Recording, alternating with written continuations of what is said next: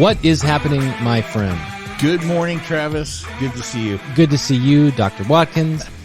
Ready for another day on the couch. I am. Couch funeral therapy, as usual. I am. Let's see. Gong Hei Fat Choi. Thank you very much. Thank you very little. Cantonese for Happy New Year.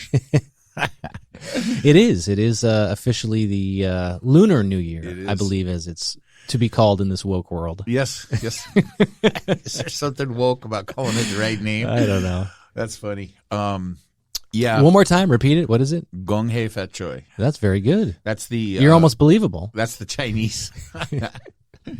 I used to know the Vietnamese phrase for Happy New Year, but I have forgot it. Unless I'm reading it, then I don't say it right. So is the Lunar New Year, is it the same? It was February 1st, right? Chinese New Year. The same every year?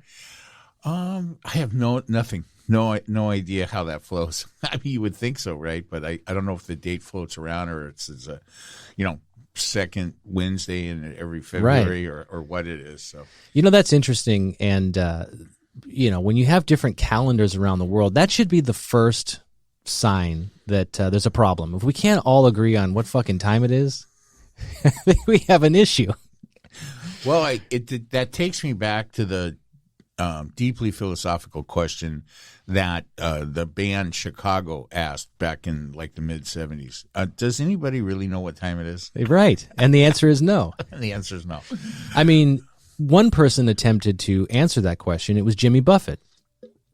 He did? What is his answer? Shark time? Or? It's margarita time. Oh, margarita time. I think it's always margarita time. I thought that was a place, not a time. No, it's Margaritaville. It's always margarita time at Margaritaville. Which is a state of mind. So it is. Did you ever see and a state of dress. Did you ever see a Jimmy Buffett concert? No, I came close one time. I was going to go. I was right there. It was in Phoenix, I think. And they brought the sand in and the whole thing, the beach lifestyle, but I never made it to the show.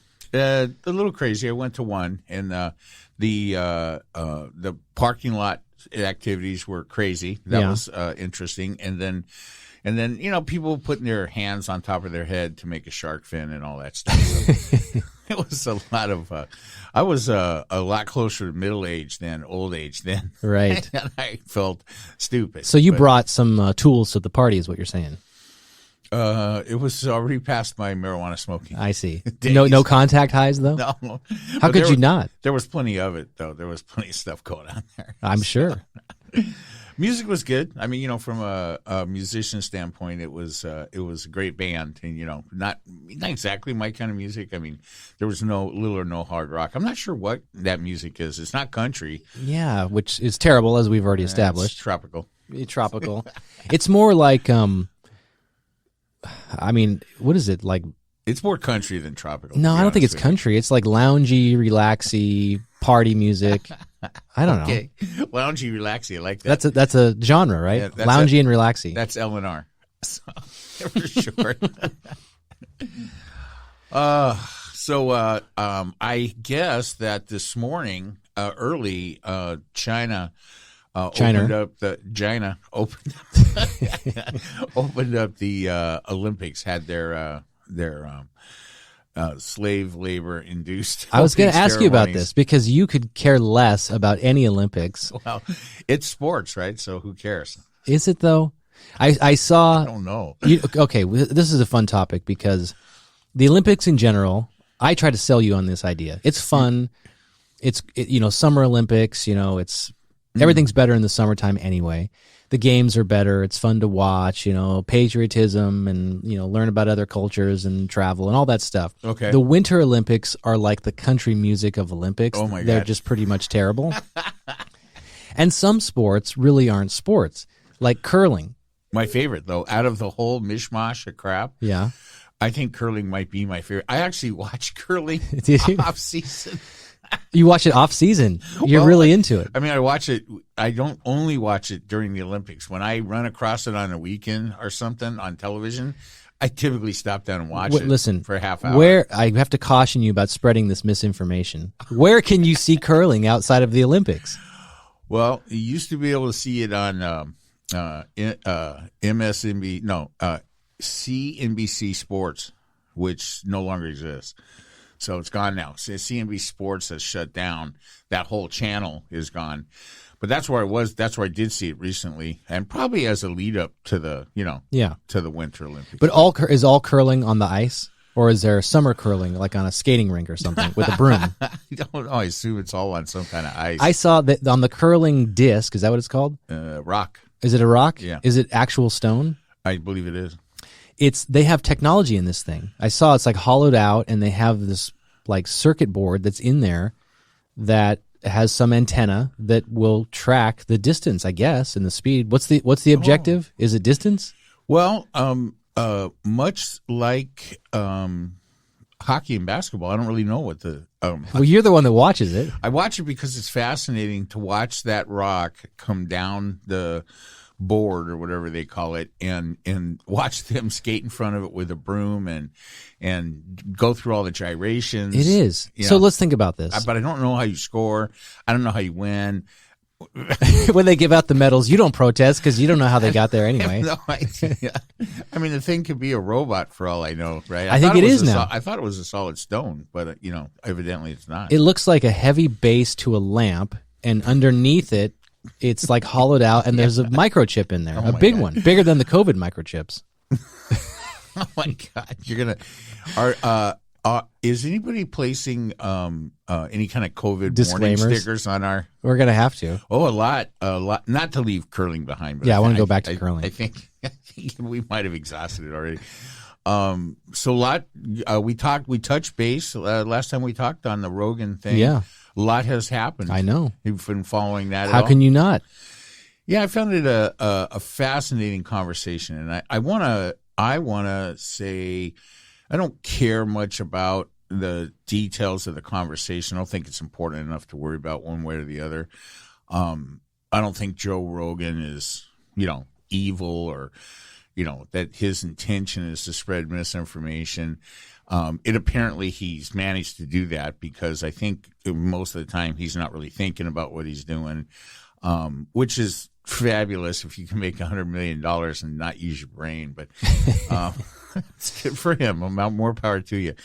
But I think the thing I like about this situation is it has started a conversation, and we're having the conversation, and nobody's being killed or canceled or anything else as of yet. Well, I heard David Crosby speak as the founder.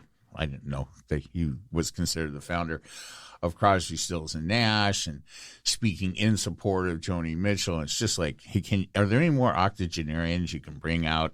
Or that seems to be the age group, right? Well, which is indicative of that age group, and they're just so cranky and crotchety about everything. Well, again, all of them really need to be on radio and not television. Okay, it's just not very. It's not. I mean, looking at David Crosby, it's like Tales from the Crypt. So. I know.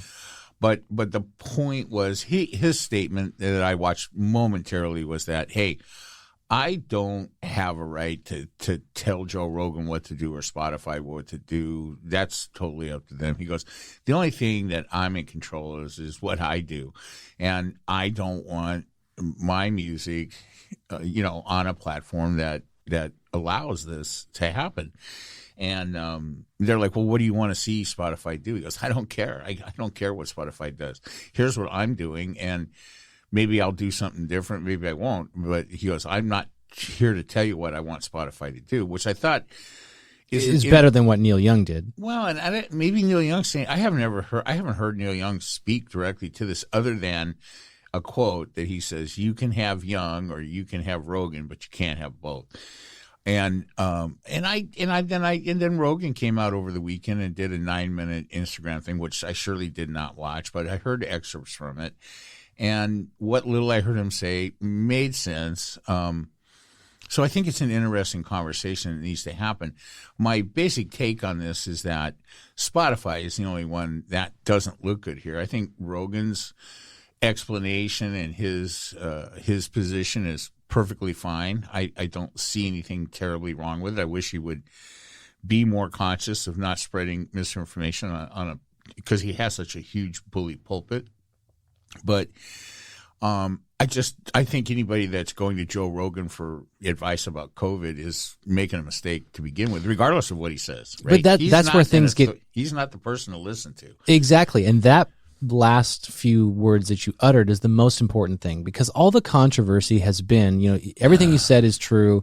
Spotify is terrible because they're hosting this platform that allows this to happen, and Rogan is terrible because he's spreading misinformation. But the ... that all the alarmists get to is that this is harmful. It's harmful for this to happen because it will cause death. It will cause people to make bad choices that are not good. And that's why the misinformation is bad. It's not just that it merely exists and you can look at it and it's neutral. It's that it has a cause and effect, which I, for one, completely disagree with. And that's what Rogan is saying. He's like, I'm not an expert. No one is fucking listening to me. Not that they're not listening. He's got 11 million people or whatever listening per episode. Yeah. No one is listening to him about what to do next. Should I take this horse dewormer? Should I take the vaccine? I believe, and we spend a lot of time talking about this on our podcast, and that is people gravitate towards the sources and the content that they already believe. They look to find things that validate their choices and what they believe. So they're not going there to flip a coin and say, well, I kind of was thinking this way. Let me see what Joe Rogan says, and then I'll take his advice. That is not what's happening at all. And furthermore, you have to ask the question, if that claim is true, that this is dangerous, where's the fucking evidence? Where is the evidence that anything on his show has produced harm for somebody? Well, I mean, for me, that's where the overblown part of this is a little bit. I mean, I think I agree with that if the bottom line is that misinformation about either COVID-19 or vaccinations, if the bottom line is, if the end result is that misinformation about that or incorrect information has come out of his show, well, then that is a problem for me. But I'm not losing my shorts over it. I'm not losing any sleep or going crazy. But here's the thing that I have found more interesting about this situation is the Spotify situation. So I think a lot of people, and rightly so, there's no reason why they should. They don't understand. Spotify does have a responsibility. They are a publisher, not a platform. Spotify is not a platform. YouTube is a platform. What's the difference? Well, the difference is that there's a regulation in this country called 230. Yeah, well, you've cited this before. Yeah, and I never understand it. Well, it protects platforms from liability from opinions expressed by people that appear on those platforms, such as Facebook, YouTube, Instagram, things like that. But when you take Spotify, they have paid Rogan $100 million, right? That makes them the editor, right? So Spotify is not protected by that regulation, 230. So they have a responsibility to edit the content that comes on Spotify. And so much like the New York Times or any number. So there's a difference between a platform that has free speech protections under 230 and a publisher that does bear responsibility for what appears through their, when they're paying. But why for though? Like, in other words, most of the time you think of publishing, you think of print, like you said, New York Times and things like that, or a book. But if it's somebody's opinion, why would Spotify have to edit that? Because it's not their opinion; it's the opinion of the hosts on the show. Well, I'm talking from a legal situation. So, I mean, if you wanted to make a law that would exempt them from liability, but when you're a publisher, you have responsibility. It's called editing. It's not free speech. It's not censorship. It's called editing. And every publishing entity has editorial responsibility.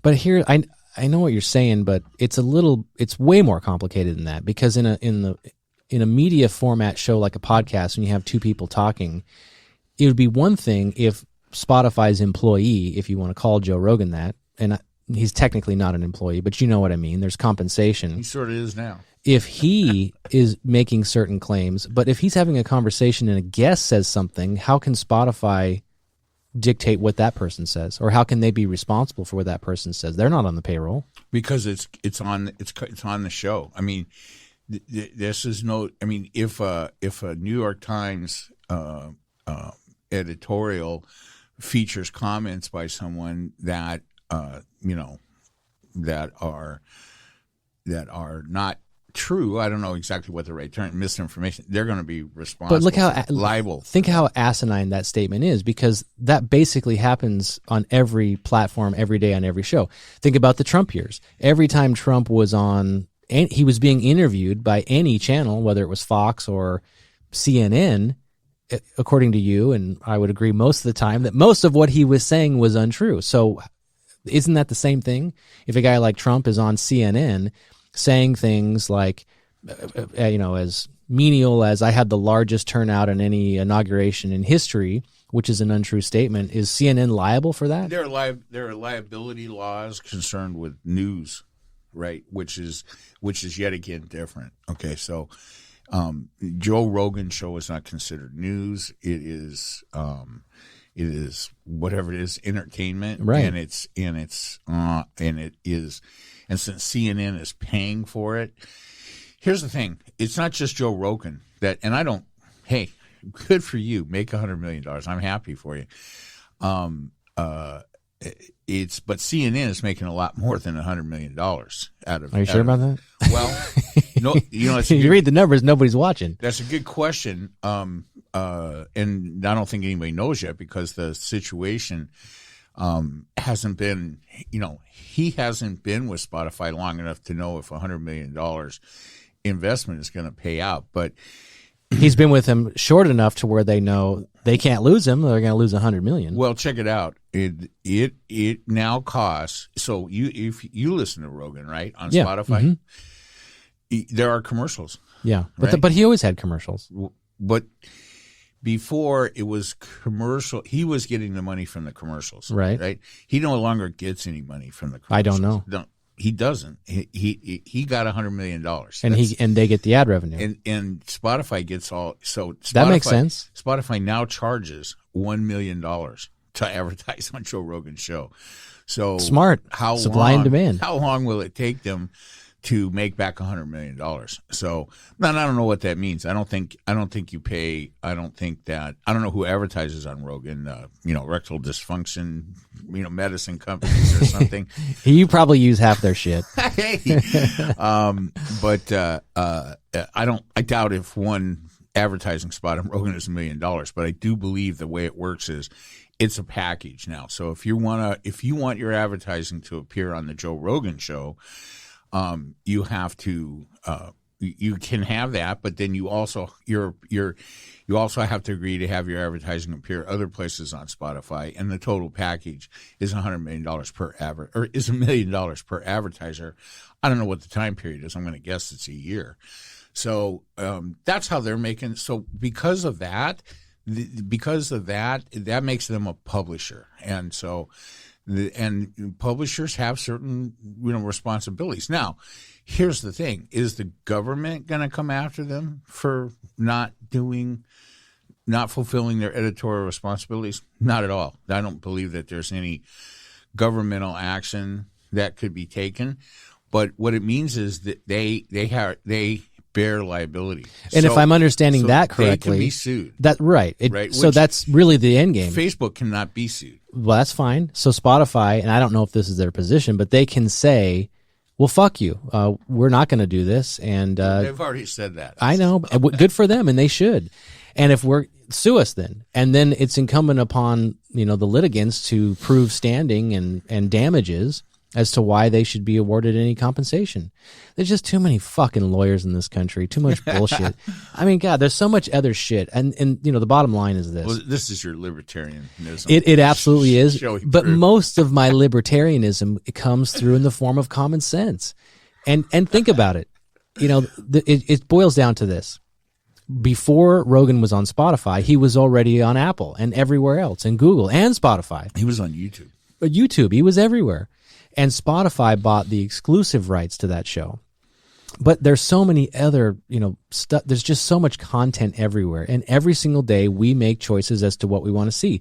There's so much shit on TV, like people who have 8 kids and, fat people who gorge themselves and we tune in to see if they're going to live another week. I mean, there's just so much bullshit on TV. If you don't want to watch it, don't watch it. If you don't want to listen to it, don't listen to it. And this goes back to, the early days of Howard Stern and when he was a shock jock and, from transitioning to playing records to, telling dick jokes and, the priests and the nuns got all, pissed off and tried to get him off the air. It's like, just don't listen to it. Who? Howard Stern. Oh, Howard Stern. I was never much of a Howard Stern fan, so I know that a lot of the historical kind of backstory for a lot of this discussion lies there. But he ended up on subscription, satellite radio, so he's behind a paywall, and so is Rogan. So, that's a different model, right? And they too have certain legal responsibilities, liability that they're going to bear. So I have thought over the last week, and it still remains to be seen whether or not Spotify will cave, because that seems to be how people navigate through this. Big corporate sponsors navigate through this world of cancel culture is they cave to the masses. They cave to the loudest voices. So why do you think that is? We've talked a lot about. You think Spotify is going to somehow take off Joe Rogan? Maybe. It's not. I wouldn't be surprised if that happens. And so far they're saying that they stand by him, and I think they should, and they're doing all the right thing. Well, but right now, they for sure do not have $100 million. I know, but where down the toilet. I don't know enough about Spotify's finances or what. They were trying to compete in a space, like all these big media companies are. They went after Joe Rogan because he's a big commodity, and they threw a lot of money at him, and it's been very successful for him. No, there's the key word. Is it a media company or is it a platform? I don't know. It's just semantics at the end of the day. Well, it's not. I know it may be legal definition. I'm not disputing that. But to me, what's the difference? Well, here's the thing. You can't be a media company when it suits you and a platform when it suits you. I understand that. And if what you're saying is that these guys want to have a specific designation to shield them from legal responsibilities, I understand that. And so pick one. But at the end of the day, what difference does it make? Which I have always said, go all the way back to the Trump Facebook shit. Let him say whatever he wants to say. Let the people, there's 2 things that, in my opinion, need to happen. Let people hear from the source exactly how good or how terrible the ideas are. That needs to be out there. We need to, hear it, see it, feel it. What the fuck did that guy just say? Do a double take. Really? He said that. And then the other thing is, if you have so much misinformation and people are concerned about that, and I said this last week, then the way to combat that is to put out more correct information. It's not silencing people. It's not canceling people. It's showing why and where and when that information was incorrect, and here's what the true information is. Be transparent about it. And I have listened to your explanation of this position, several times, and frankly, I've come much more closer to your point of view on this than I was before. So I hope that makes you feel good. But does. Here's the thing. Having said that, I would be against any governmental attempt to censor the free speech of anybody about anything. And I'm not aware of any U.S. governmental censorship that takes place anywhere.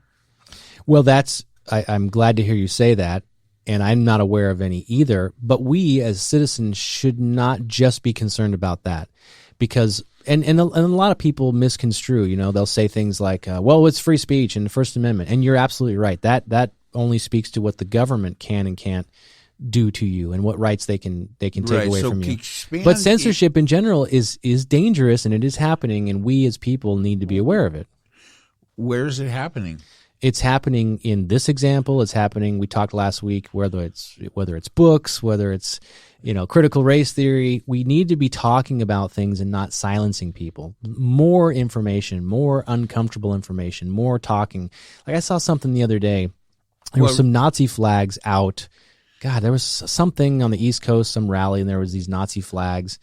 And what I would love to see is people surround that group, all people coming together, and not violently, I'm not saying that, but just be out there spreading the opposite message of that, not forcing those people to shut down, being out there and saying, your way of thinking is wrong, your idea of hate is wrong. Were they forced to shut down in some way? I think so, over some technicality that they didn't have a permit. Some minor illegality that, well, I mean, the only cases of censorship that I'm aware of any concern are occurring at the state governmental levels from right-wing conservative governors pulling books out of public school, libraries and different things like that. That appears to be on the uptick quite a bit. I know. Right? They want to legislate against something they call critical race theory, which, doesn't even really exist. But yet there have been state laws passed in Tennessee forbidding school districts to teach critical race theory. That's censorship, and that is government censorship. And my guess is eventually that will probably get struck down in the Supreme Court. Maybe. I don't know. That's not a sure thing. Let's go down anymore. this rabbit hole for a second. Education. I often cite this parallel when it comes to voting rights and how fucked up this country is, how we do voting. I have said, let's just make it easy and have one form of voting nationwide. And we take all these crazy states and their ideas out of the mix. You, of course, have security fears, but nonetheless, that's an idea I've thrown out there. Mm-hmm. When it comes to education, would it not be a good idea to have the same curriculum taught at every grade level throughout the entire country, all schools? Do we want to leave it up to the states to make these decisions? They call that China. China. Are we not one country, though? Aren't we the United States? Why is it? I mean, so here's the other way to ask it. Why would it make sense to allow a school in Alabama to decide its curriculum that's the complete opposite of what a school in California would decide? You mean to let them? Well, it's happening, right? Because these are states' decisions. Yes, I used your word, let. I haven't thought a whole lot about that. My first initial reaction to that is, it would be fine as long as, to have one way to teach everything would be fine as long as it was my way. That's of course. That's what I always say. Right. So, I think that's part of the reason why you don't do that, because, that's one of the things that keeps education as an example from becoming monolithic. I don't know what the right word is. If the whole a Christian education. Well, that's not monotheism. It's that's one. That's theism. teaching one monotheism. I know. I think that the fact that if Tennessee, and I'm using that as an example because they have this completely fascist governor named Youngkin or something that just won 12 weeks ago there, and he's already turning the place into Little Siberia. But so if a place like Tennessee is good, is going to go far to the extreme, then other places like California, have the ability to try to offset that. And so I think that's part of the reason. So the diversity among some of these things is important, and I understand why. Well, I get your logical. And I really truly am asking a question more than I'm providing a solution. Well, I think that I understand your desire to say, okay, well, look, the answer to this is obvious. Just make all the elections done one way. Make sure it's the easiest way possible, so as many people can vote as possible, and that solves all the problems. Unfortunately, that doesn't appear to be a viable answer. States' rights in this, you've studied this a lot. They're not going to give up the right to conduct elections in their states according to their state laws. Among many things they're not going to give up. Right. So I think we continue. I mean, this is part of having a representative democracy, right? One of the chances you take in that situation is that your opinion might not end up, always being the one that gets adopted. This really could be the beginning of the end of this country. And, we talk a lot about states' rights versus, the federal government's platform and their, what is it? Is it called federalism when it's all just done under the federal government? I think you could call it that. But you know what I mean? It's like, it's not going to get any easier. I don't see any more compromise happening. States are going to continue to defend their right for everything: voting rights, education, gun laws, transportation, healthcare, you name it. Healthcare, again, California is one that I think is pushing for a universal Medicare program, like one that Biden has been talking about, but just in the state of California. I believe they can probably get that done without the consent of the federal government. But it's endless where this goes. And so what's the outcome? I mean, we're getting further apart to where essentially I see one possible outcome. Again, I'm not advocating this. And that is you have a group of states that eventually break away and say, we're only going to do things our way. It's going to turn into the next civil war. Will the other states, defend and fight to keep those states in the union? I don't know. It's interesting because we have talked about this a bunch of times, and we've even came up with the names. Republica and Democratica. Yeah.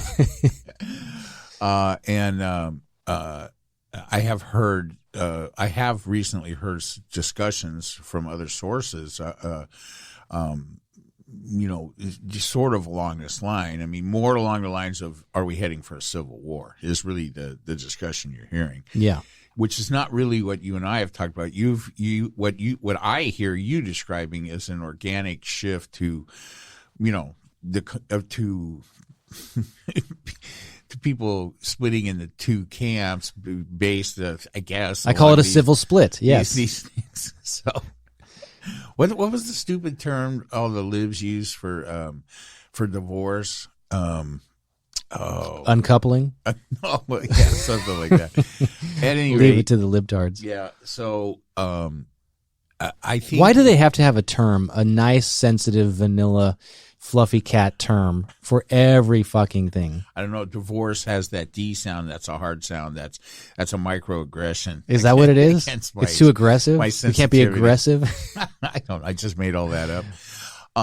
I think, why are liberals so sensitive? Jeez. Wait. Hold on to your rabbit holes for just a second. So, are we heading for a civil war? I think has been the bigger question that's being discussed on a national basis. I personally don't think so. I think that definitely divisions are here, and they're here for a while. But and it's hard because Travis, we really only have our viewpoints, our perspectives are really based in our time here, and my time here has been a little bit longer than yours. Doesn't make my perceptions any more valid or not. It just kind of goes to speak to the fact that unfortunately we have a hard time basing our perspectives or our opinions about things like is the country heading for a split or a civil war is based on such a short perspective as far as time goes. It's hard to see. I think if you can back up a little bit and look at it, it's probably more likely that this division, that the pendulum swings back the other way a little bit, and things get better, and then sometime in the future they get worse, and it just kind of goes back. Well, that's certainly an optimistic viewpoint. But what concerns me is the speed, the rate at which the division continues. And like we've said before, the prior civil war in this country was largely about one big issue, whereas now there's so many issues, large and small, that people can't agree on. Well, and that is one of the reasons that I have heard. So this is not my own original thinking. So this one time I won't take credit for this all right, as being my own thought, but the way I've heard that spoken to is that that's probably one of the reasons why it's not going to happen, right? The Civil War. So when people talk about are we heading for a civil war, are we heading for some kind of split? Are the divisions going to become so, so entrenched in cement that nothing can change? It doesn't look that way. The Civil War was basically one big giant issue, and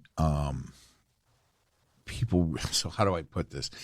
There are a lot of small issues now that everybody doesn't agree on, and so how could you see this unfold? Right. Well, I think how would you? I mean, here's the question. Let me ask you this: how would you see a civil war unfold in the United States? Well, luckily I don't have that type of creativity in my brain because I don't want it to happen. But here's what I was going to say is it's possible that the gravity of so many other issues cumulatively could equate to the gravity of the one big issue of the prior Civil War.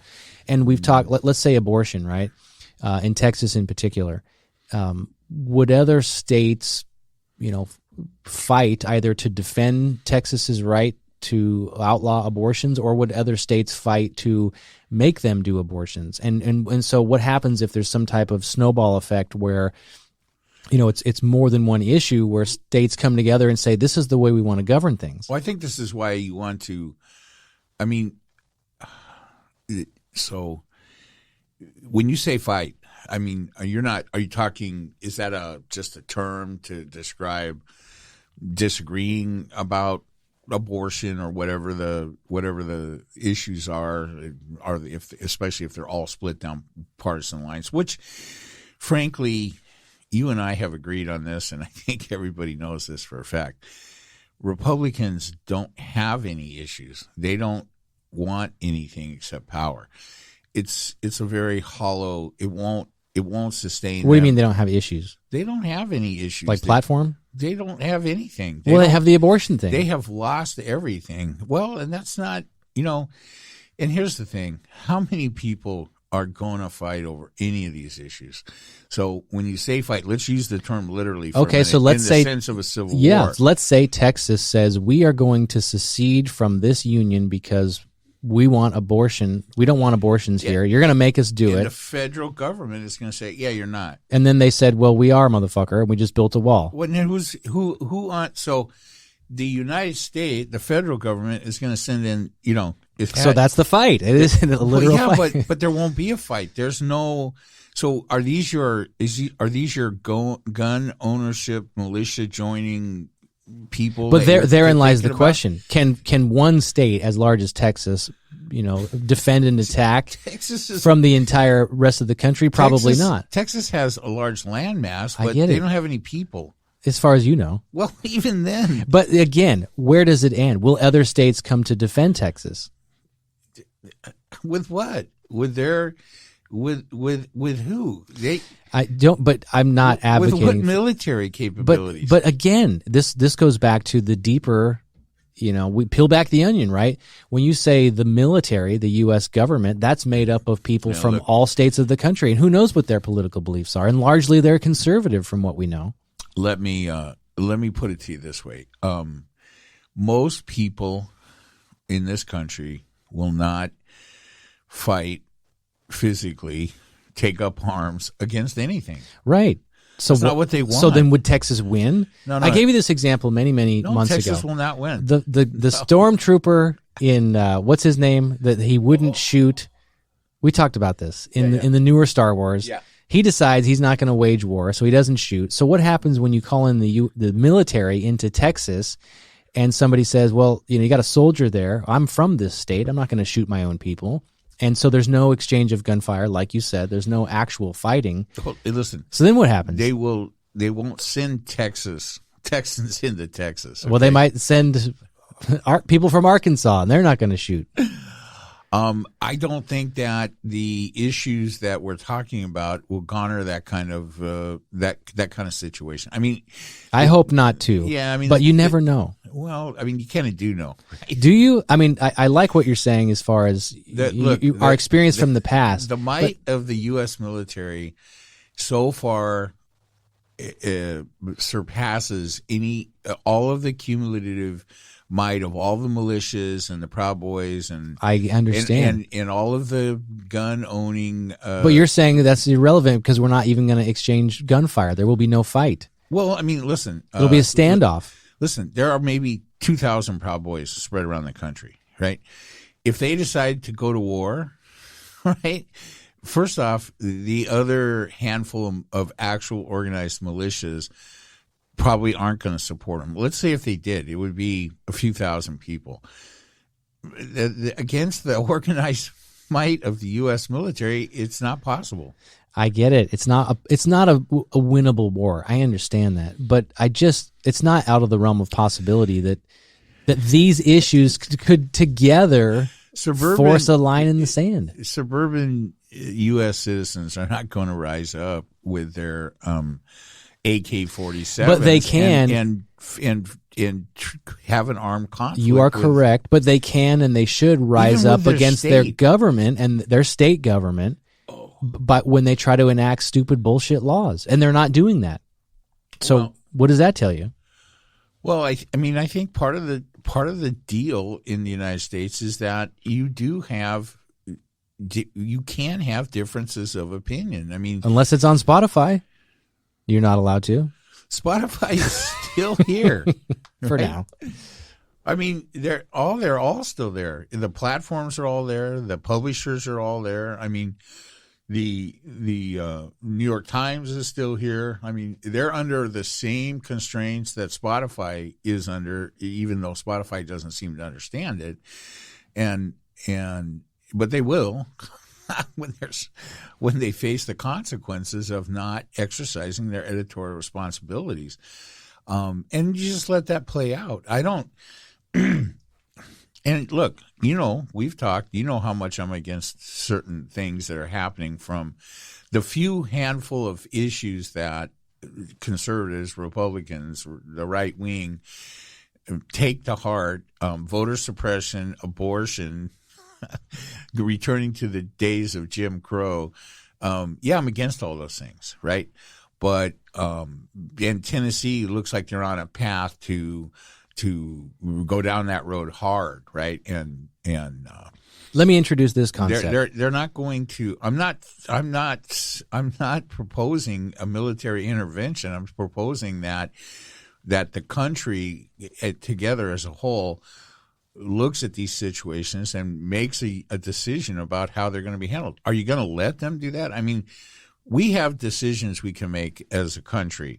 Do you want to let Tennessee and Texas and whatever? But therein lies the problem. Do you want to let them have, engage in these draconian, laws that take away rights from women in the United States? Well, if that's the decision, then fine. I don't see anybody. But that is the decision. California is not going to war. But with therein lies the problem. If we, as you said it, if we as a country are going to allow that, well, remember the we as a country includes those people because they're part of the country. They're part of the makeup of our decision-making process. Right, and in that the Tennesseans, the Texans, the Georgians that want these draconian voter suppression laws and abortion laws, they're going to be part of the we that. So let's say we decide as a country that, hey, you know what, those states have the right to be like that, and the people in those states have the right to get the fuck out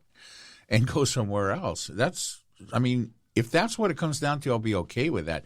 It's not what I want. Mm-hmm. I don't want the women of Texas, Tennessee, Missouri, Kansas, and the other 20 some odd states that are going down this road. I don't want the women in those states to lose their rights to make their own decisions about, their medical stuff.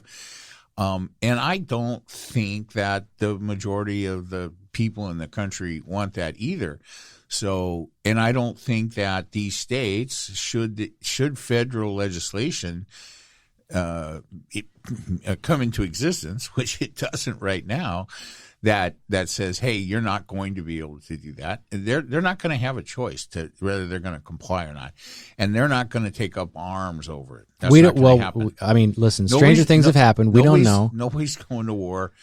none of these right-wing blowhards are going to war over abortion. But again, I think you're probably right, and I hope you're right. But the question is not just about that one issue. It's about, where does it end? There could be a combination of issues. But let me throw this out to you as an idea. It's a long, wide, open future, my friend. It is. And the future hopefully is bright.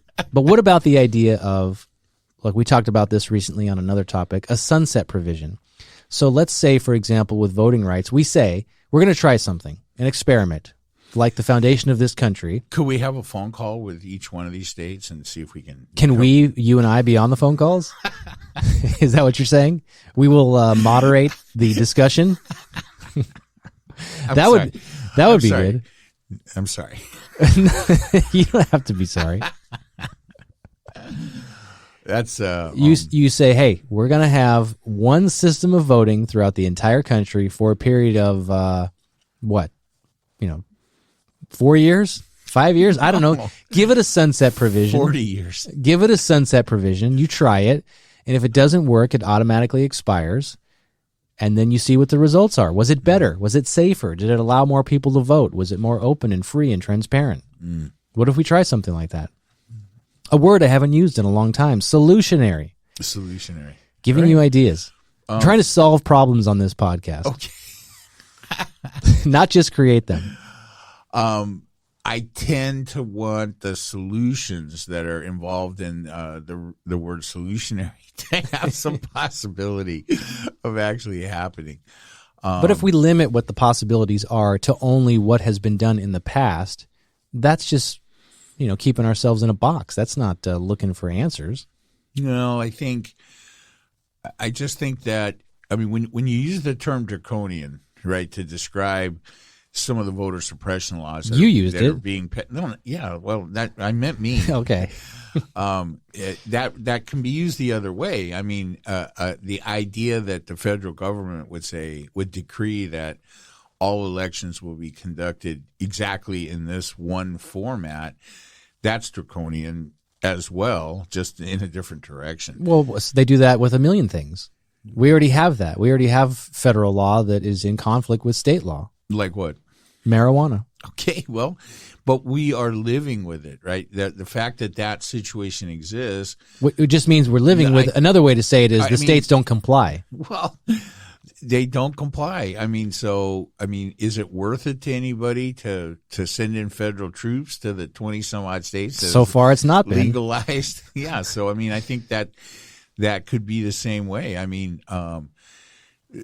You do have the Supreme Court, right, which is really there for that type of conflict, right? If there's an unsolvable conflict between states' rights and federal law, that's the Supreme Court. That's their function. What about this as an idea? And also, I have a suggestion that we should talk about the Supreme Court. Do you want to go there now? Well, let me throw out. Let me finish this. I want you to be able to finish this. Yeah, because not just Republica and Democratica. What if we have like three little countries within this country? So, like the Western states, the Midwestern states, and the Eastern states, and together we're like the European Union.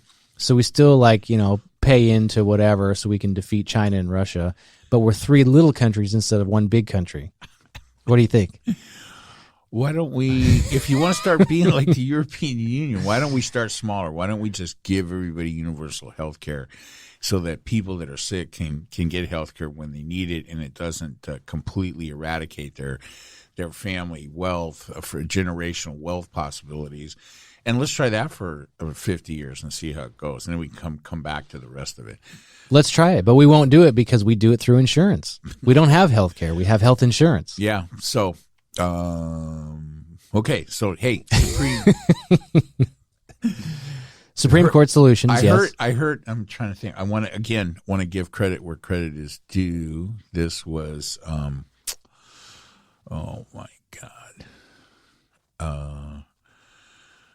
Wow. I'm going to say it, and we'll say it. Maybe I'll know the source. That I didn't come up with this. All right. And evidently it's a proposal that has been around for 20 years. It's the guy that I heard talk about this, and he's not taking credit for it either, is a guy named Neil Katyal. So he's the former He argues a lot of cases in front of the Supreme Court. He's a lawyer. You can see him on MSNBC. He's a contributor. Neil Katyal. So anyway, he was the former something general. Oh my God.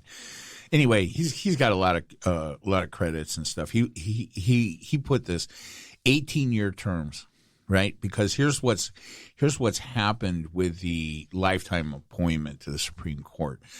When you look back over all the appointments, right? Many more Republican presidents have been able to nominate and subsequently have appointed to the Supreme Court justices than Democrat. That just happenstance? That is pure luck. Pure luck, yeah. Yeah, based on when people die. Right. Right. So, I mean, I guess from a Republican point of view, you should be pretty happy with the way everything is, and it is the reason why the Supreme Court is so out of balance in the way that it is today. So but is it though? Yes, it is. It's the balancing question is what may happen in the future. But let me ask you this real quick. Yeah. When you look at where we are today with how laws have been upheld up to now, 2022, by the Supreme Court, you happy with it, or you think it's? Well, we've come out of a fairly long stretch of what I would consider to be relatively centrist or even, liberal, slightly leftist center, decisions. But what's happened now in a very short term is that the makeup of the court has swung so much.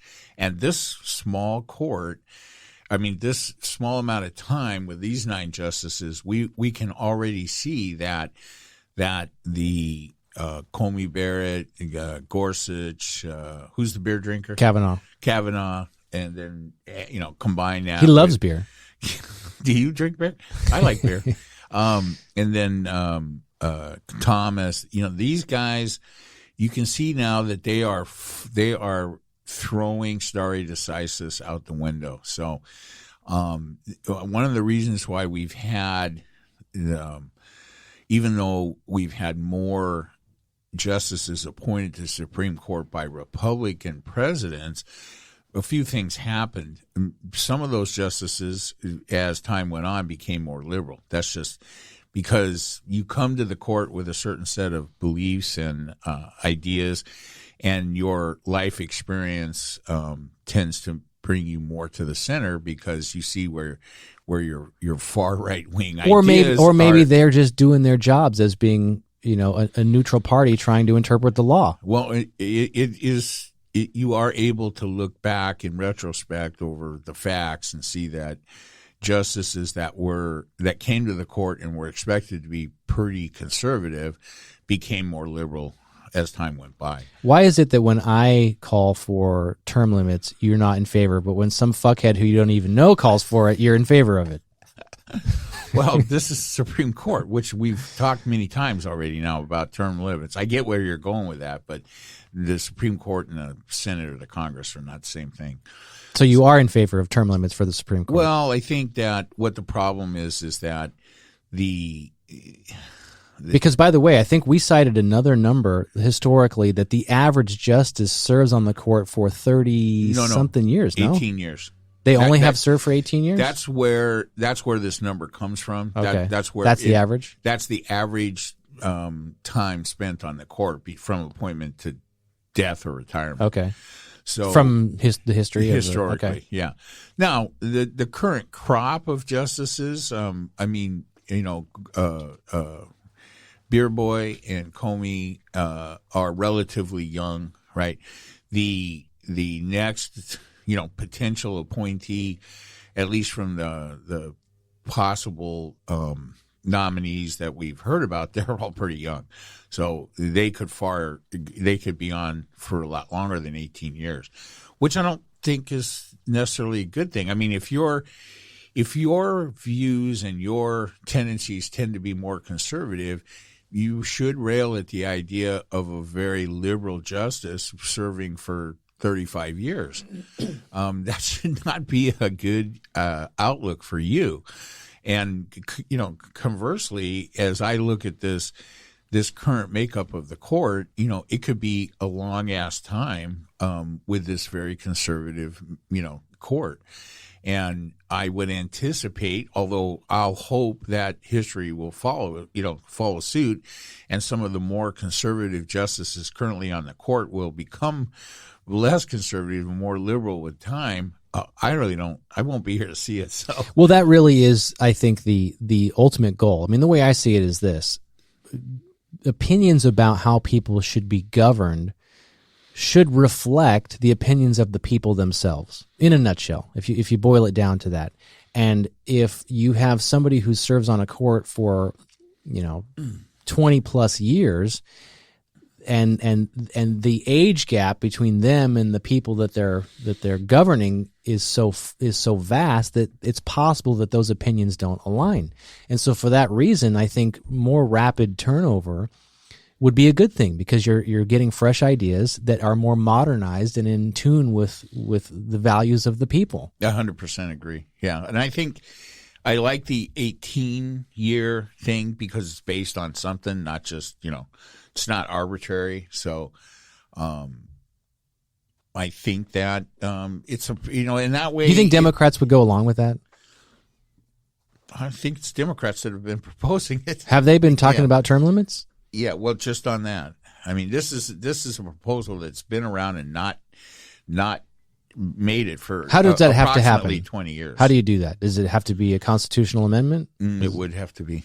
Because right now in the Constitution it says they serve for life? No. I don't think so. Honestly, I don't know the answer to that. I mean, here's the history that I've heard recently because of the upcoming nomination. The Supreme Court started out with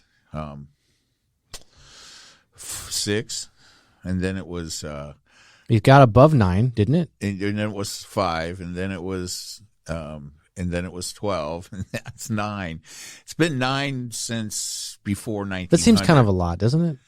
Let me ask you this: I'm just asking this question because we've talked, I don't know, a long time ago about the term stacking the court and bringing in more justices. Would you be in favor? Would it make sense? And I'm just thinking out loud here, to have fewer justices if there were term limits, because you would have more turnover? Would you need 9 at that point? I don't know.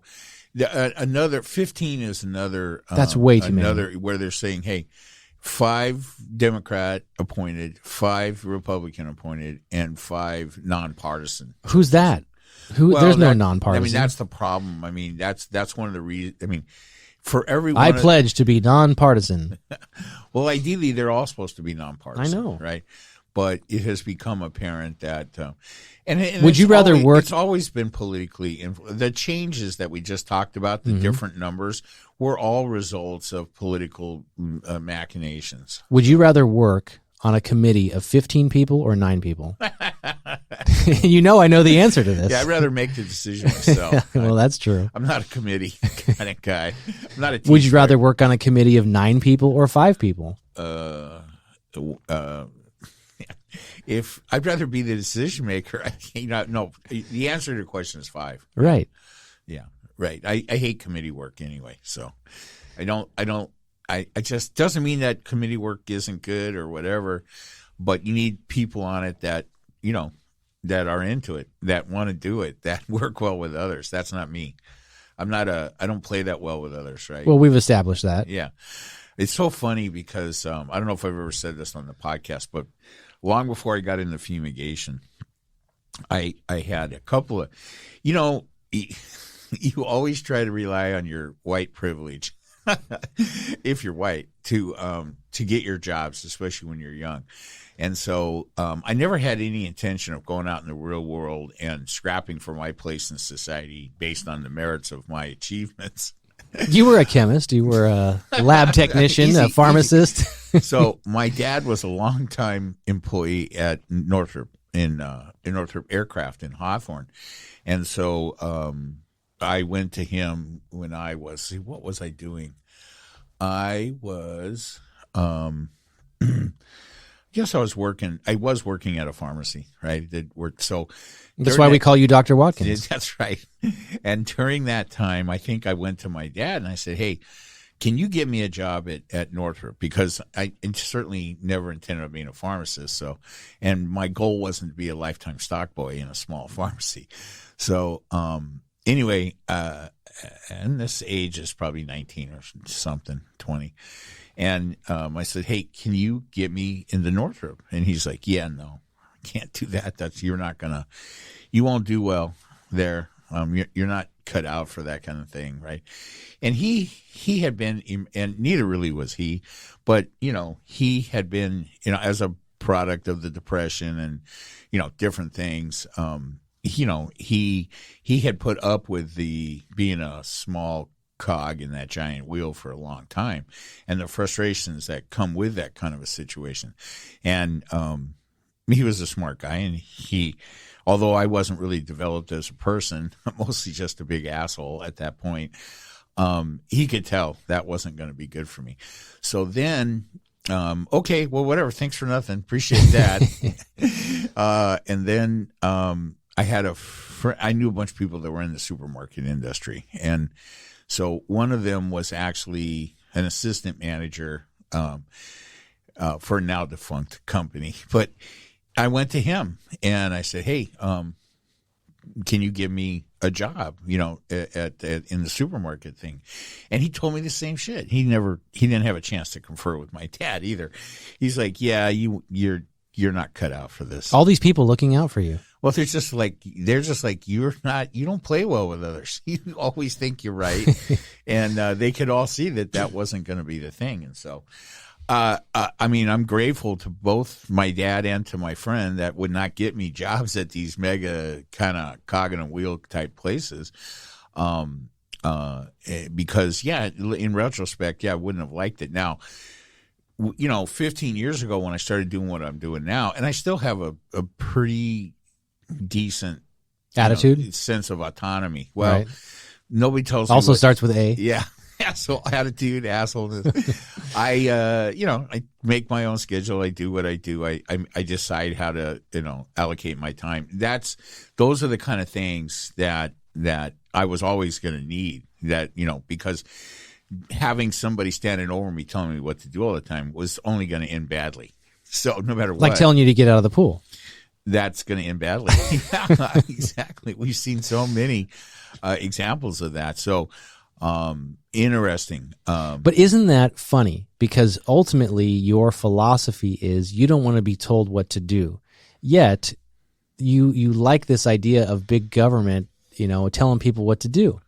Which is, you really are deep down, your philosophy is more of a libertarian type thinking where you just want to be left alone.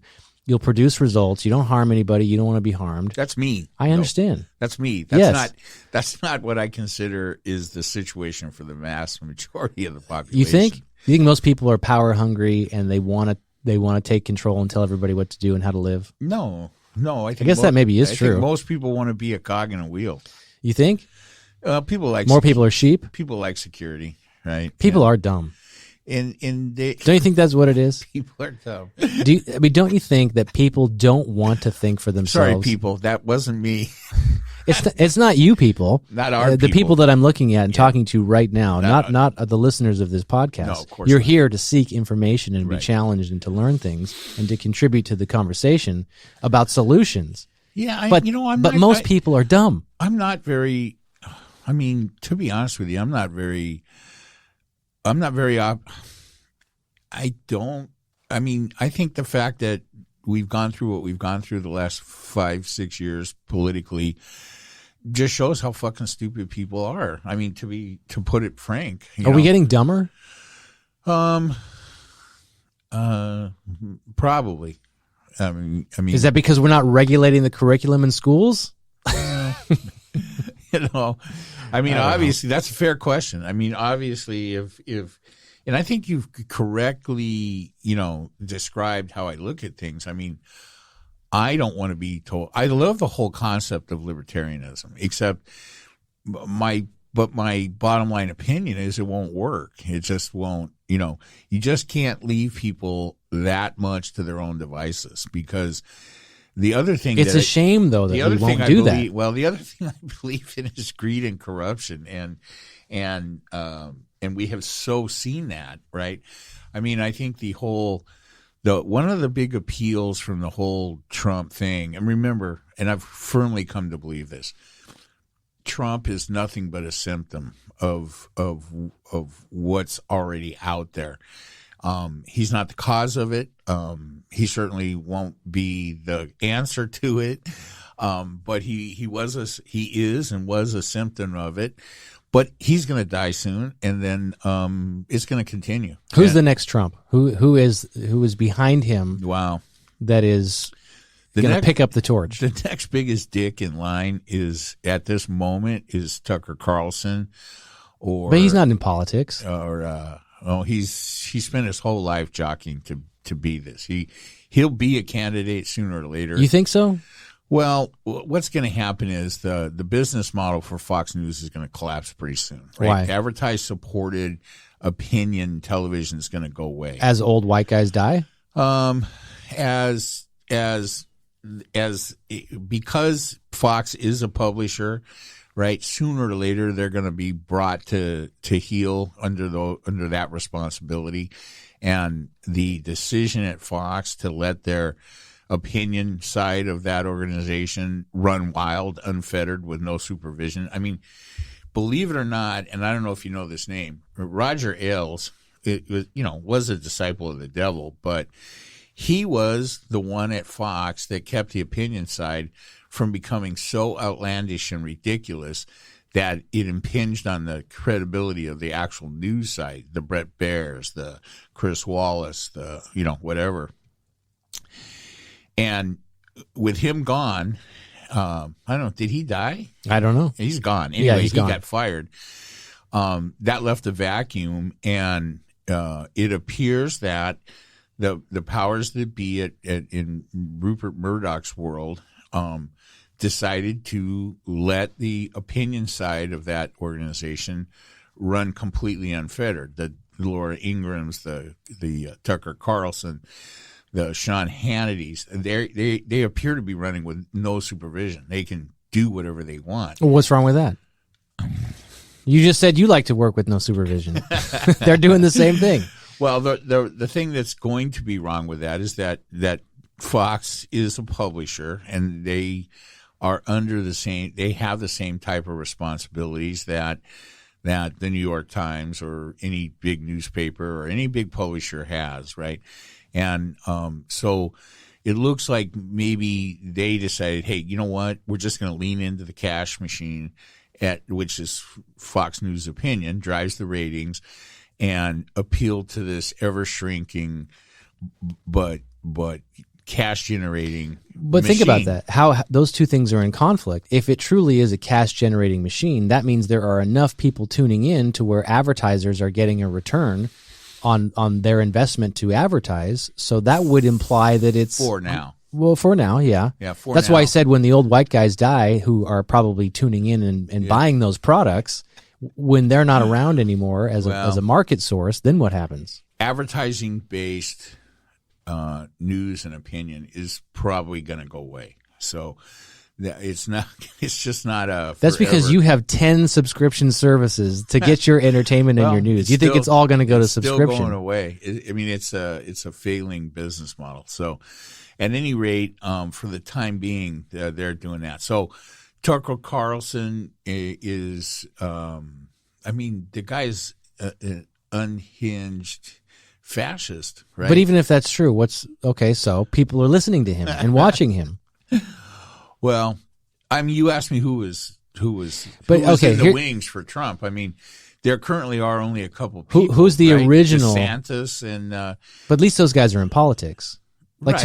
to me, I don't know. I don't watch Tucker Carlson. Tucker Carlson's in politics. That's all he talks about every day. I understand, but I think a more appropriate parallel is a Rush Limbaugh. Where he was kind of the architect of the Republican Party on the sidelines. He was always in media, but he wasn't directly in politics. Newsflash: he's dead. So I understand that, and now Tucker Carlson is the new Rush Limbaugh. Without the OxyContin problem. Maybe he has that. I don't know. I'm not saying he does, folks. He's the what's the gum company? He's the Wrigley? the Wrigley or something like that, right? Heir apparent to the Wrigleys? No, not heir apparent, but he's. Oh man, maybe that's not right. Someone can correct me. All I know about we need him, a fact checker. That job pays nothing, but if you'd like to apply, just let us know. all I know about his history is that I believe he majored in Russian literature. I think that's true. You can look it up. What is the deal? What is the deal with the never-ending push by mostly Fox? Well, I mean, it's Fox, Newsmax, and Could this be OAN. Could this be a solution? Can I throw this out there as a possibility? They've got how many hours a night of content to fill? Is it possible they're just trying to be controversial and sell their ideas repeatedly to their audience? The opinion Yes. people on Fox News? Yes. Yeah, that's what I'm saying. They've just leaned into the cash machine. I mean, it was Roger Ailes that would. Here's what I heard recently from someone who's left Fox News recently. Still conservative, still but not willing to work for an organization that has no morals whatsoever.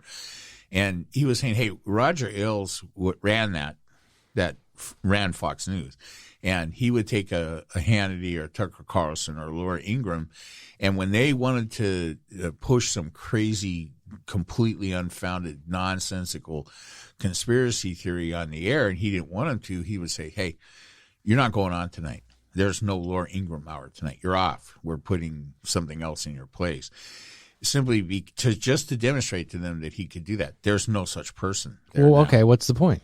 Well, the point is that when he left, when he was gone, and he was a terrible boss, right? He was just the worst. Was he a, and I'm not accusing him, but was he a sexual allegation guy? Yeah. Okay. Yeah, among other things. I mean, is that why he got the boot? That's why talking about Roger Ailes now as the one who kept Fox opinion from going off the rails seems ridiculous. It's like I said last week, if Hitler cured cancer. I guess the point is it's so bad that it's so bad now at Fox over the last 5 years that you look back at the Roger Ailes reign, which, he was the Hitler of news back then, and you look back and say it was better when he was there. That's how bad it is now. So, but the truth is, the reflection on how bad it is or may be will ultimately be if people don't tune in anymore. I think you started this by saying Fox News will ultimately collapse, and if that's true, it will be because there's no audience. Well, the news, the advertising based news business model is going to go away because it's too driven by advertisers and ratings and things, right? And why is it going to go away? The truth is that corporate advertisers are afraid not just to associate themselves with that program and those hosts, because I do believe that many of them are comfortable with that. They're afraid of the backlash from the woke left, which you've already seen. They have to disassociate themselves because it'll damage their own credibility and their own sales. Well, I mean, the main problem is that with an advertised-based news delivery format, you tend to let your opinion, and this happens at MSNBC too. It's not just Fox News. It's much worse at Fox News, but it is the ratings driven model that forces the fringe to the top and provides the incentive for these organizations to let idiotic things like Tucker Carlson and his Purge of the Patriot special, which was the camel back breaker for several different people at that organization. And eventually it'll be something like that will and it'll be gone. It'll be behind a paywall and where they're not subject to that kind of advertising driven stuff, right? So we'll have to see. I mean, I don't know that we're 100% sure what the replacement will be, but it will have something to do with subscribers and things like that. But that's where everything is going. Like I said, I have multiple subscription services. Yeah, well, to get the content that you want. The news delivery format of the 50s, 60s, 70s, 80s, and even the 90s is no longer. I mean, it's not three networks that have a relatively narrow, scope, that are all under very strict editorial guidelines, right? And much as newspapers and things are, which doesn't mean they're being censored. So the fact that they that they are liable for the things that they say and that they put on the air is what keeps them from wholesale lies. And they shouldn't be liable, though. Like in the newspaper, you Travis, have opinion columns. They are liable. I understand. Right, I'm not challenging that, but they shouldn't be. In the newspaper, you have opinion, yeah. right? But even those opinions are subject to editorial control for truth, right? So you can let people have their editorial opinions. You can't let them outright lie in your newspaper. Yeah, I get it, and I understand that doesn't shield you from lawsuits. You can't knowingly do that, and newspapers they don't have the 230, right? There's a huge distinction between an internet service that allows people to put their content up and is shielded by 230. What did you say Facebook has that or doesn't have that? No, they're protected by that. So they're not a publisher, or they are? They're not a publisher. So they're a platform. They're a platform. But the argument for many... Getter's a platform. Twitter's a platform. But many people don't want the platform, Facebook and Getter to have that protection. Well, I mean, I think that what has happened with Facebook or Meta or whatever you want to call it. Are you happy the stock is in the toilet? Did you see this? Yeah, I think, I mean, for me, that's the free enterprise that we all hope controls things, right? I don't really want to see the government step in and do anything to Facebook. I think that the whistleblower situation from the gal that worked there for a while. It was such a non-story. She blew the whistle on everything we already knew.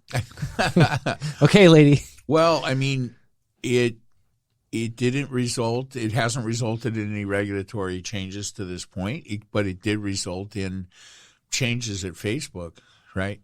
And not the least to mention is they changed their fucking name. That was so dumb. The most recognizable business name in the world, in history, gone. Changed. Well, not gone, but changed, right? To Meta, which is a huge fucking mistake. They're not going to be the purveyor of the metasphere or whatever you want. And that's exactly how market conditions should work. Yeah, and it's fine. How many companies can we name that are around more than 100 years? Go up 150, go to 200. I don't know. At some point, they all die off. Nothing lasts forever. Well, yeah. Not even cold November rain. I don't. Is that some kind of? Is that what's that band? You can get it, my friend. You're close. You're going to get it. Welcome to the Jungle. Yes. Is that Guns N' Roses? Guns N' Roses. You weren't a Guns N' Roses fan? Oh yeah, I am. I'm not a fan of their bullshit and nonsense. Not a fan of Axl Rose's ridiculously overblown perception of who or what he ever was. It's so rock and roll, though. I'm a fan of the music that exists. You need your rock stars to destroy hotel rooms and go on tantrums on stage. You good, but I mean, when you grow up, get fat, stop wearing a stupid bandana and tight shorts. Yeah, and don't keep everybody waiting for 20 years for an album that comes out and it's just really nothing. I read an article with Slash recently where he was saying that after all this time, because they're reunited, him and Duff and Axl, that Axl's like a true professional now, and he's the one who's early to the shows, and he doesn't have tantrums anymore, and pleasant to the audience. Grow up. Yeah, it's like grandpa rock and roll. You gotta have doesn't rock and roll have to have an edge? Well, I mean, it should, but I mean, unfortunately, and look how long rock and roll. I mean, it's been around for 70 years, right? That's that is incredible. I mean, compared to the classical music, which has been around for hundreds of years, okay. But I mean, as far as popular music form goes, it's outlasted them all.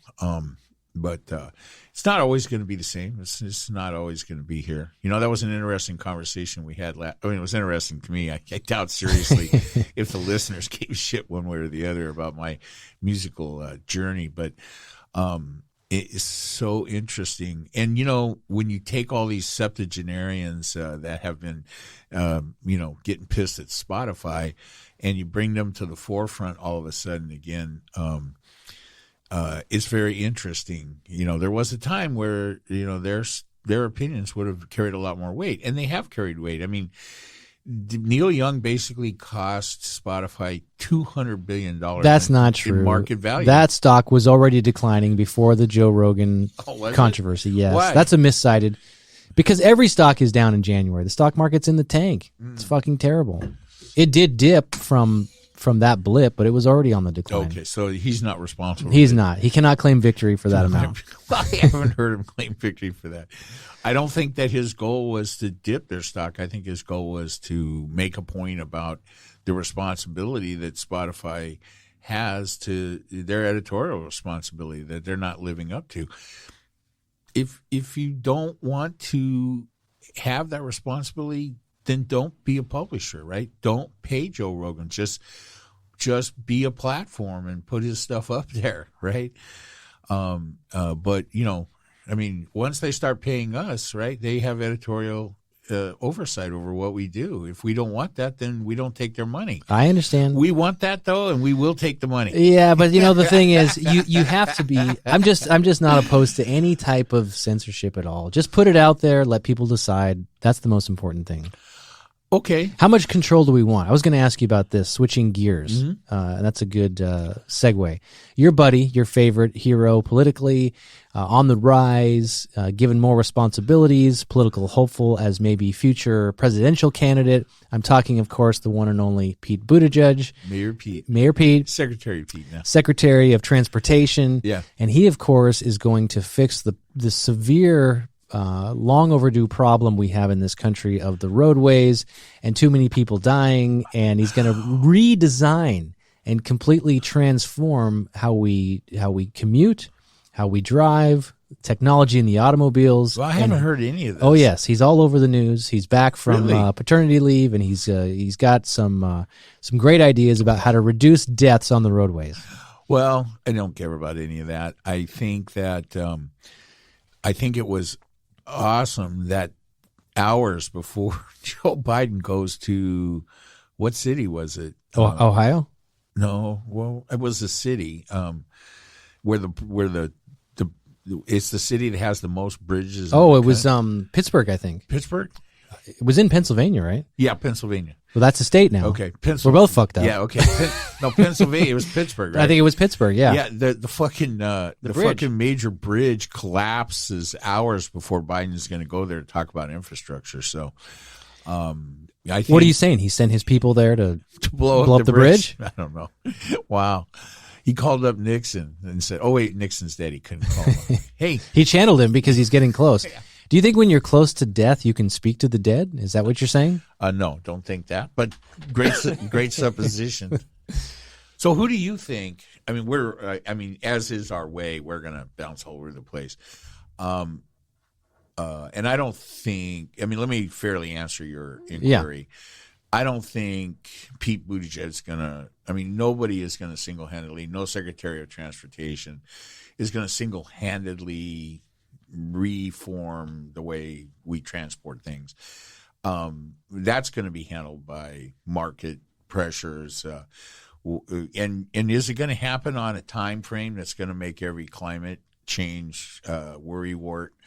I don't even think his issue is with climate change. It's about he wants to lower speed limits. He wants to reduce deaths. He wants to install contraptions in cars to prevent drunks from driving. Well, much like you, I don't give a shit if you reduce the deaths, right, on the freeway. I mean, because of course there are too many people. Well, that's your thing, so I don't want to step on your toes on that one. I just think I mean, you hear that kind of shit here in LA, right? You want to go downtown LA or Beverly Hills or into the most vibrant business district where it's already a fucking nightmare to try to get from one place to the other. And you want to close down lanes and make them skipping lanes or something. Yeah, pedestrian only. Where you can only skip. You can't roller skate. I know. It's just stupid. So even the speed limit, like you remember here in California, like that. 25 years ago, the speed limit was 55. You were in kindergarten or something, but I was driving. I was my first speeding ticket I got for going 20 miles over the speed limit, and I was going 75. I was actually on the road driving back from Simi Valley on New Year's night or New Year's Eve when that law went into effect. So I left. When I got on the freeway, the speed limit was 65. And while I was driving, it dropped to 55. I was on the. Here's the only thing I remember. I was so fucking tired. I kept falling asleep. It really wasn't my speed you need to worry about. It was which direction was I going on the freeway after my eyes closed. I remember the slogan, 55 saves lives. Yeah, I remember this slogan. I can't drive 55. Yeah, that's more appropriate, which we never could. Sammy Hagar. Yeah. So. 55 is idiotic. So let's hope that doesn't work. You like these contraptions in cars to prevent people from driving if they're drinking? Well, I mean, I have strong feelings about drunk driving, and I don't think anybody cares about them. So, is that a good idea? I don't know. Maybe, right? I'm not a huge fan of infantilizing the public, when it comes to, hey, you got to wear a helmet, hey, you got to put your seatbelt on. I think those are good things, but you shouldn't make people do it. Don't like it. Yeah, I mean, but seatbelts save lives and helmets save people, but I don't care. Exactly. That's exactly my point. I feel so good about drunk today. Driving is the difference. Because you are just more and more, week after week, you're coming closer to my side, and that makes me feel like that my work is having an impact. It is. You are, by the time you get me switched over to a conservative libertarian, I will be dead. So, but drunk driving is a little different, right? Because it is as irresponsible as it can possibly be, and if you kill yourself because you drunk drive, or I don't care, but typically the drunk driver, they're the ones that live. It comes out unscathed, yeah. And it's somebody's family or some kid or somebody's grandfather or something that they've killed with their irresponsibility. So. Yeah, I don't care what you do. Anything you do to curb drunk driving, I think, is a plus. What if the same technology also could determine if you're like too old to drive? Like if you're 80 and you won't, give up your license or your keys, but you shouldn't be driving. 15 years away, I guess I can be okay. I'm starting to think I might be too old to drive already. So. As it is, I think I need a lower truck. I'm having a hard time getting in mine. But getting out's the fun part, right? It's like a slide. It's all good. It's all gravity. Right? Oh, that hip hurts. I just, there is too much telling people what to do. And I'm not in favor of that either, putting shit in cars. Of course, I'm not in favor of telling people how to live and wearing their masks and all the bullshit that we see. Like the governor, again, under more controversy last week at the NFL playoff game in L.A. Because he took his mask off to take a fucking picture? Dude, there was another one. I think it was the mayor, too. I think that's ridiculous. Really over the top there. Yeah, kind of. But here's the more bullshit is that he didn't just take it off. He wasn't wearing a mask. And the mayor, is it Garcetti? Yeah. This guy. Mayor Yoga Pants. Yeah, Yoga Pants, which I think is a better name. I got to start calling him that. Someone told me, I don't know if this is true, I got to find this story. The same thing. He was in a photo and said, "Oh, I always wear my mask, except I take it down when I take a photo."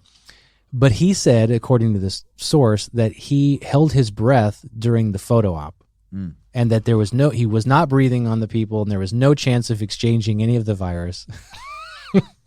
Why even go there? As soon as you provide more detail to the lie, it's a lie. Right. Yeah, I agree.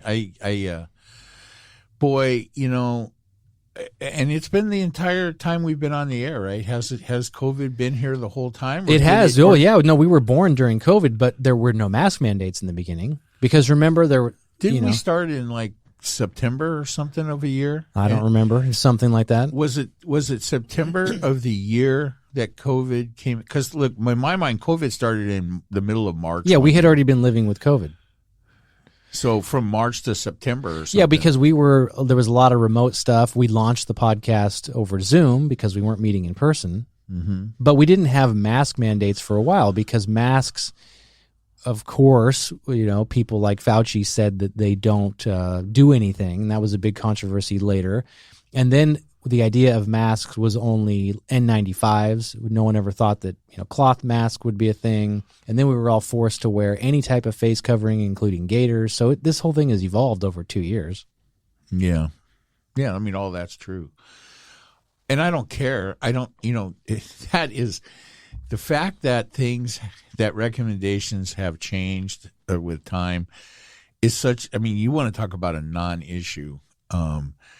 Yeah, I mean, well, that is just the typical kind of bullshit that the right has glommed onto to try to make a public health issue a political issue when it's not. I get it. They're digging up stories, but you know what really irks me? This is a fucking embarrassment, and it's ridiculous to still declare a state of emergency and yet attend a football game. Like, never mind taking your mask off for a photo. What state of emergency? The state of emergency that we're in. Is there? Of course. Yes. What? This is pandemic, state of emergency. This is bullshit. Lift all restrictions immediately, like most of these European countries are doing. I don't care anymore. I'm fine. Time to move on. Well, I mean, look, I'm going to go back to this. It's time for everybody to get the vaccine. If you're not vaccinated, you're a fool, and you need to get vaccinated, and that's it. And I don't give a shit about all the rest of it. I don't care if you did your own research or which chiropractor you went to talk to about it. I don't give a shit. Just get the vaccine and don't infect me if you can help it, right? And then we can all start to just, go where we need to go and do what we need to do. And I don't care about wearing a mask one way or the other. I don't like it. Nobody likes it. Anybody that says they do, it's bullshit.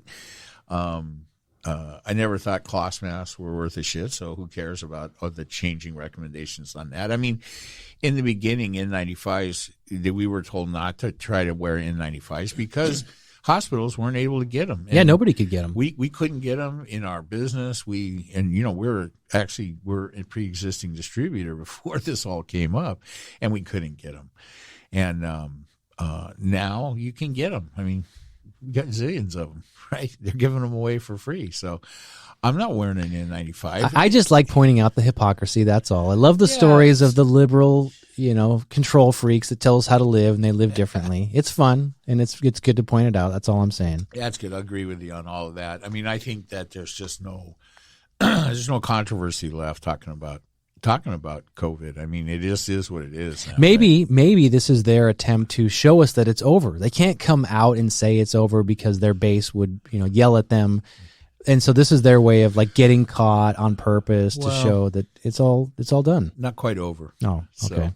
So, somebody's going to slap a sticker on the bottom of this. That's what I'm trying. We'll have to see if Apple, if this podcast ends up. But here's the problem.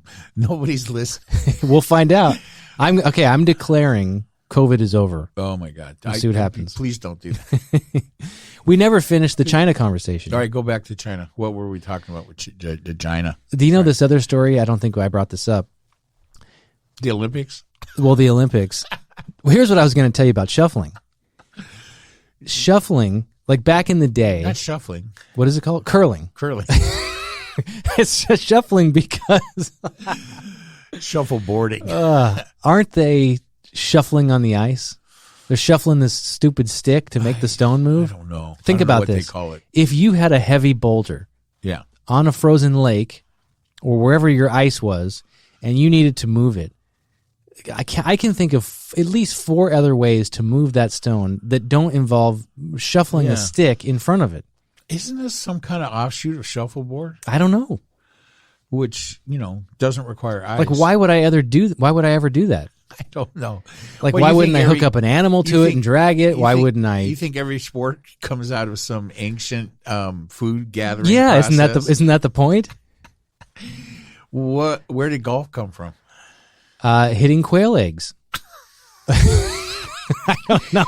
You see that rabbit out there, 250 yards out? I'm going to hit him with this 5-iron. Exactly. And then we're going to eat him. I don't know, but it's just hard to watch. Oh my God, I have a movie review. Are you ready? I'm ready. New feature on Let's hear it. Couch Funeral. All right, Mike's movie, Dr. Watkins movie review. Last night we watched The Power of the Dog on Paramount. Not to be confused with The Temple of the Dog. Not to be confused. So this is a Cumberbatch movie. I don't know what that is. You know the guy that plays Doctor Strange? You don't No, watch Marvel. no. So yeah, everybody listening does except you. Sorry. What's this for Cumberbatch? What's his first name? Oh my God. Anyway, it's gotten some reviews. It won an award at some Fakakta. This is a comic book movie? It's not. No, it takes place in 1925 Montana. It has nothing to do with Yellowstone or anything. It's not the prequel to Yellowstone. That's a series called 1883.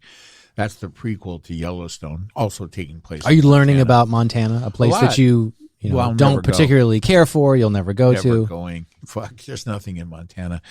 And anyway, it was what do I want to say? Was it good? It was What did you learn from this movie? What moral? It was very slow moving, ethereal kind of brain exercise involving. Is it liberal propaganda? No. It's actually made by a New Zealand film company, but I mean it's all English and everything. It's a 1925. It's about a ranch It's about some ranchers in 1925 Montana. And much like the weird westerns I used to watch as a kid, and I don't know if you know anything about this, but like Gene Autry used to have he was the singing cowboy. Right. He used to have a TV show, and he had a funny sidekick, but it was a western, right?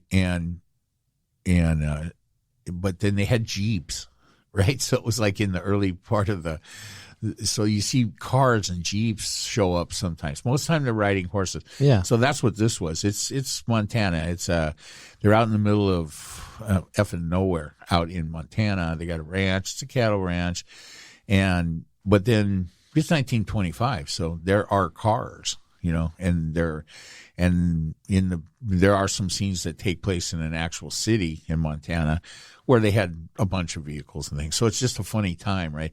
But then all the cowboys running around the ranch, they're not wearing guns, right? It's not like very interesting. Because liberals were in control and took their guns? That's what it was. Who was president in 1925? I have no idea. So anyway, here's my recommendation. Don't watch it. It's fucking Thank you. Slow and terrible movie. Why didn't you bail on it? Why do you watch a movie? Do you feel obligated to finish a movie if you start it? Do you feel obligated to finish a book if you start it and you hate it? No, not a book. No, that book just goes away, and then I just read something else. Like all the books I've I given don't you. finish every book. Well, that book is still on my agenda. It went all the way to. I have a shorter book for you, if that's the problem. I have a book I read on Sunday. One day. It's like short. It's like 100 pages. Oh, yeah? Discourse on Colonialism. Oh, I'd be happy to read that. Yeah, I'll give it 100 to you. pages, I can. You can get through that. I can do that in the bathroom. It's a guy. The author is like a French nationalist by way of the island of Martinique. Is that how you say it? Martinique. And it was written in the 50s, and kind of his viewpoints of colonialism around the world. And And what era was it written in? in the 50s, yeah, In the 50s. early to mid 50s. I'll be happy to read that. I promise to not drink any coffee anywhere near it. Well, you can spill on it. That's all right.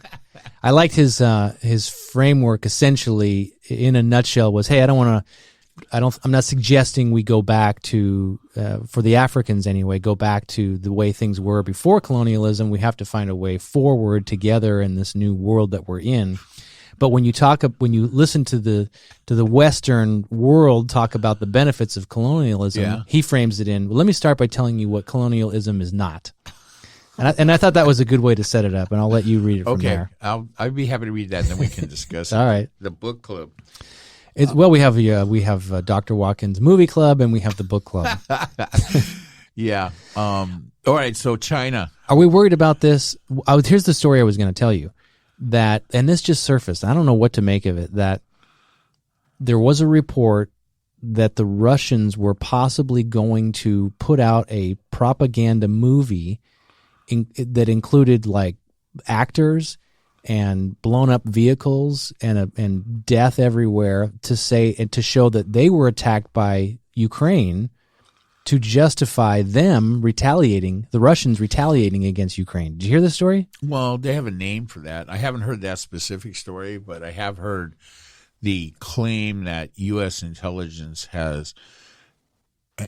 is reporting that they have discovered plans for a false flag operation in Ukraine by Russia, which would typically be some type of attack against Russian-speaking Ukrainians in a certain part of Ukraine, and then Russia saying, "Hey, that is the example of aggression," using that as their excuse to invade. Right? Is that what you're talking about? Pretty much, exactly.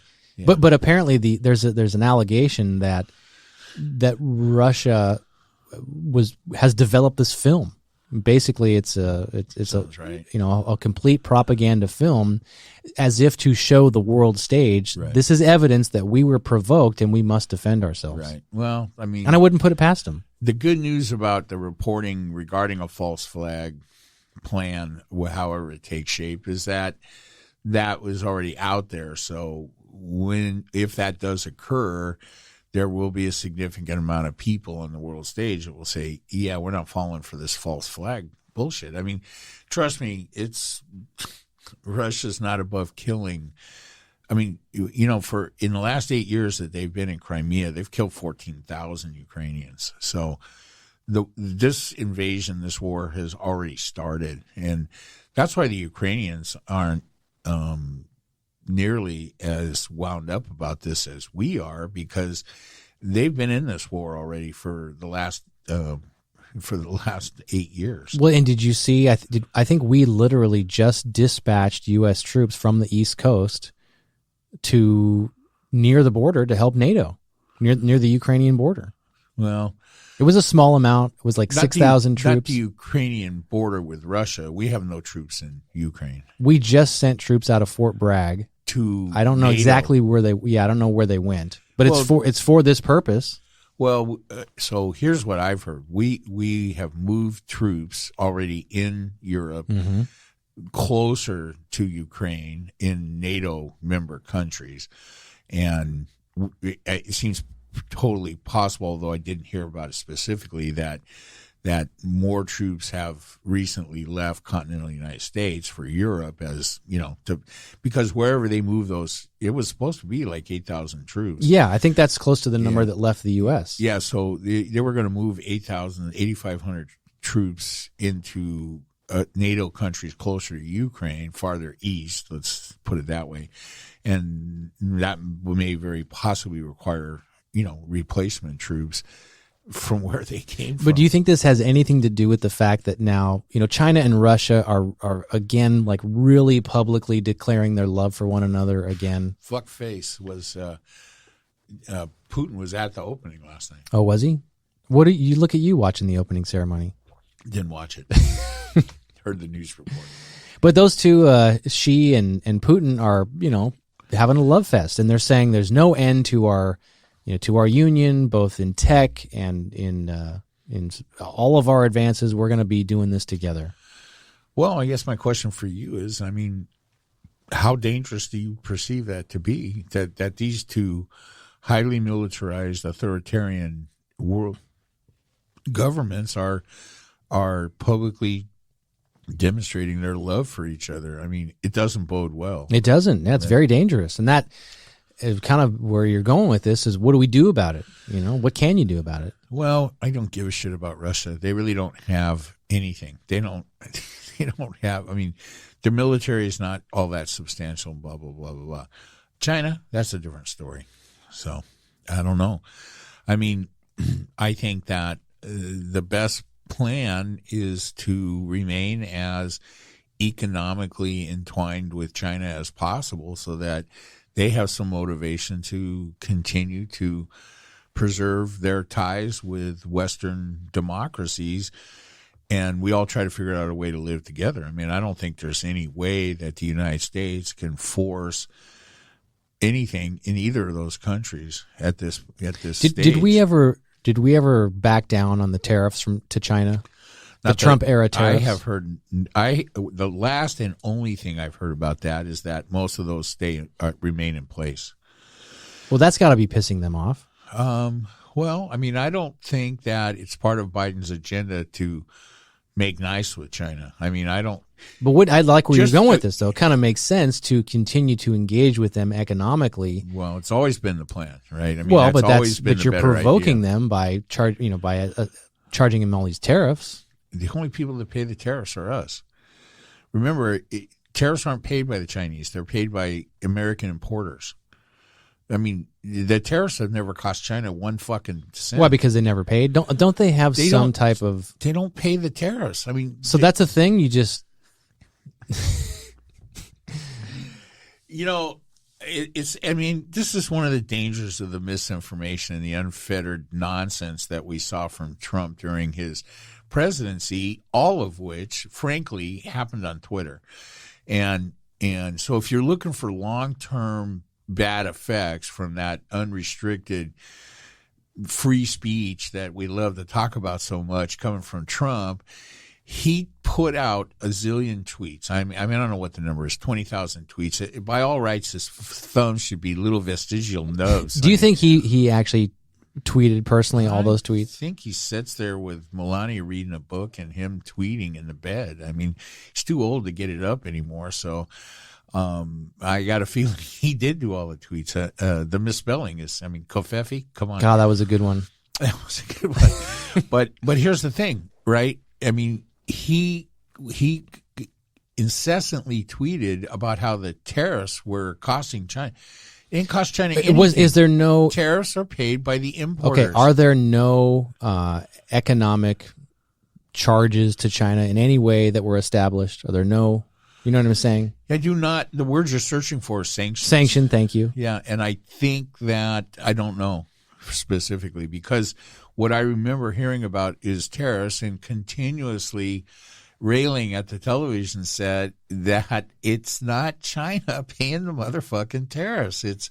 It's American importers. I mean, all he did and all we continue to do is add cost to the products being imported from China into the United States. That only costs American consumers money. It doesn't cost China jack shit. But I thought there was something. There were some sanctions. There was some mechanism of a fee to China.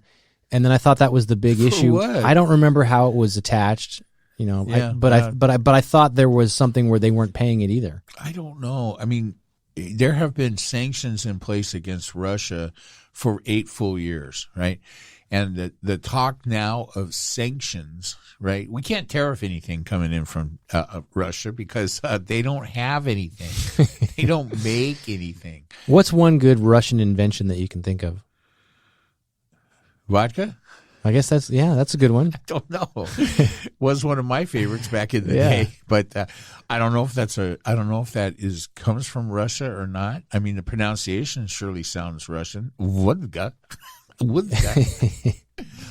Don't know. I mean, and that's really the point. Their economy sucks shit through a straw. I mean, and if we do anything, so here are the sanctions that the Biden administration theoretically could impose on Russia regarding anything in Ukraine, right? Sanctions against big Russian banks, right? That would hit them hard. They are currently not in place.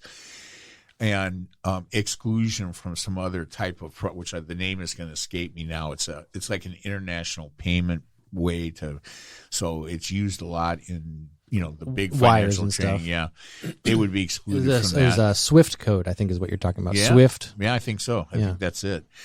And so that would be because international movement of money in banking is a big thing there, and there's a lot of money being laundered there. It's just one giant kleptocracy, and it's an oligarchy, right? He is the head crime boss, and nobody does business in Russia of any kind without paying the tribute to the head of the family. I mean, it's just a giant crime center. Do you think we want to keep it that way? Like in this terrible movie that you just watched, I don't know what made it terrible, the 1925 Montana movie, but is it possible that there wasn't enough action? You have to watch it to find out. No, I won't. Do we need a bad guy like in a story? You need the protagonist and you need the antagonist. You need something to spice up the story. If it was all peaceful all the time, then what would we have? I don't know. Utopia? I think that's not possible. I think we're going to have China for forever. I mean, there is no telling what's going to happen in Russia. Any number of things are possible. I mean, here's the worst strategy you can have as one country worrying about what another country is going to do, that you're hoping that the leader dies, because that's the best answer.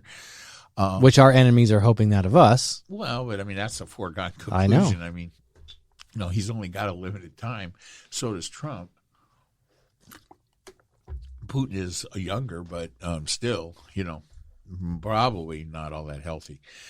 But who knows, right? I mean, Russians,